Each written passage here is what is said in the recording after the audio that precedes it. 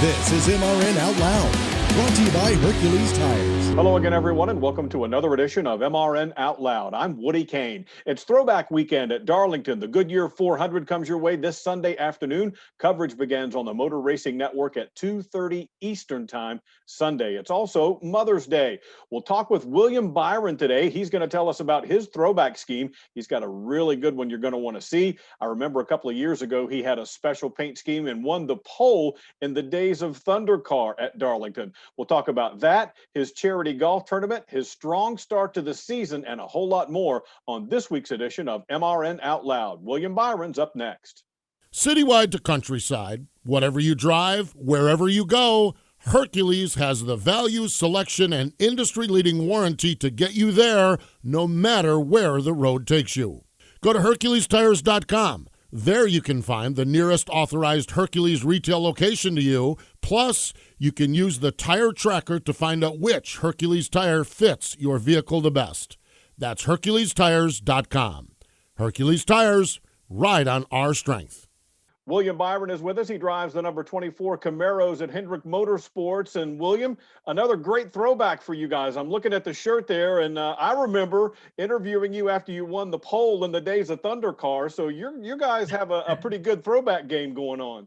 Yeah, no, I've been lucky. I've been fortunate to have some awesome throwback schemes this year with Valvoline having the Neil Bonnet throwback. You know, he's been a legend in the sport, and obviously, you know, he won at Darlington too. So hopefully we can repeat that and bring the Valvoline car home in P1. But yeah, it's going to be a lot of fun. I've been fortunate, like I said, to have some awesome paint schemes over the last few years. Heading to Darlington throwback weekend, and the thing that jumped off the page at me is you're going back to the low downforce, high horsepower package. How much of a difference do you think that's going to make there? Oh, it's going to be huge. I mean, I think you're going to see some more passing. You're going to see guys really struggling to start the race, I think, just with it being a while since we've ran this package. And, you know, yeah, your notes might be there from 2018, but it's going to be so different altogether. So I feel like, yeah, we're going to try to work on the right things. We've really done I think a good job of using our simulator to get ourselves close. So hopefully that is all close and we can kind of make fine-tuned adjustments, but it's going to be a tough day regardless. The track's going to change. So it's going to be old school Darlington, I think. That's always a lot of fun for sure. You guys, your team has really been on a roll lately. You had another top 10 at Kansas. That makes 9 in a row now. And I think that's the record for a 23-year-old guy. You're up to third in the overall standings. But I looked back to late last year, and it seemed like it started to really click then. When did you feel like, okay, we're on the right track here and we're going to be able to rip off some good runs? Yeah, I think so. I think, you know, towards the end of last year, we made some changes and got ourselves faster and a little bit better towards the end of the year. So I felt like it was building. You know, I felt like we were putting solid races together last year, but for us to go out there this year and get a win early, get ourselves locked in the playoffs. And then really since then, we've just been trying to, in a way, kind of relearn all the things that we need to do better. So, you know, we've been, I'd say right now we're kind of a 4th to an 8th place car, which is a great place to be. I mean, it's a lot better than I've ever been, really. And I think that we just have to make those, you know, incremental steps and gains to try to get into that top 3 or 4 more consistently. So it's been good. I think we're putting together awesome finishes and just, you know, hopefully we can go to Darlington and really work on the car and have a shot to win. Huge news around NASCAR this week about the unveiling of the manufacturer-specific next-gen versions. You were one of the guys who was able to get behind the wheel of that during the testing process.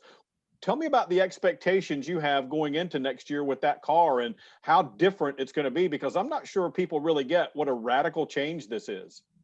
Yeah, it's going to be radical for sure. I think that it's going to be it's going to really turn the tables in the sport. I still feel like the same, you know, teams and drivers and crew chiefs are going to succeed, but I think it's honestly going to change just the landscape of how we do things and develop our cars. So there's not going to be as much imagination when it comes to building parts, but there's going to be a lot of imagination when it comes to setups and engineering and driver skill. So hopefully that's a great thing. You know, I hope the car does what we hope it does, but yeah, it's going to be a fun process.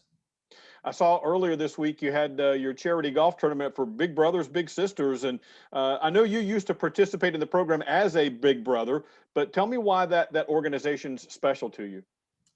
Yeah, it's just it's been special to me for a long time. Just I feel like being a big brother was a chance for me to, be a part of a program that was helping the community at the time. And I feel like as I progressed throughout racing and, get busy and travel around the country, I've just realized how important that is to me to kind of give back to my community here in Charlotte.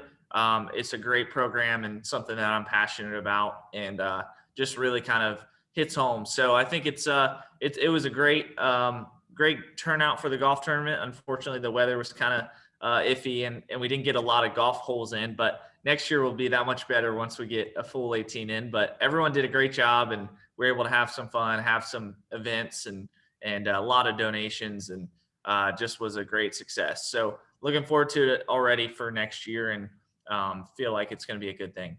I know we didn't get practically a drop of rain for almost a month. And then, of course, the day of the tournament, here it comes again, out of the blue. Crazy. Yeah, that's just part of it. Yeah. All right, William, we appreciate your time. Congratulations on the strong start to the season, and looking forward to a lot of fun seeing all the paint schemes at Darlington. Thank you. Sir, are you aware you were going 40 miles an hour?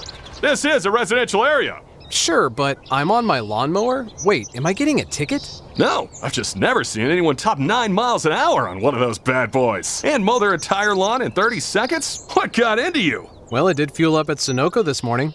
At Sunoco, we know how to fuel peak performance. We've been doing it for American racing for over 50 years. Fuel your best.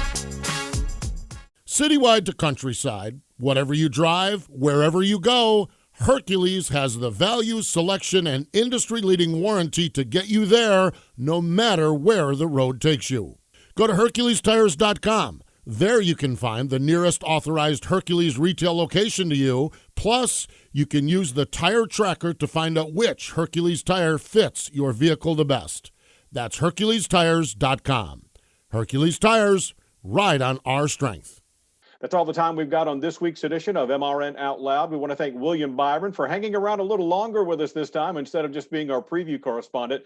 Don't forget, the Goodyear 400 comes your way from Darlington, 2:30 p.m. Eastern Time on the Motor Racing Network this Sunday. Make sure you join us for that coverage. And we'll see you right back here next week for another edition of MRN Out Loud.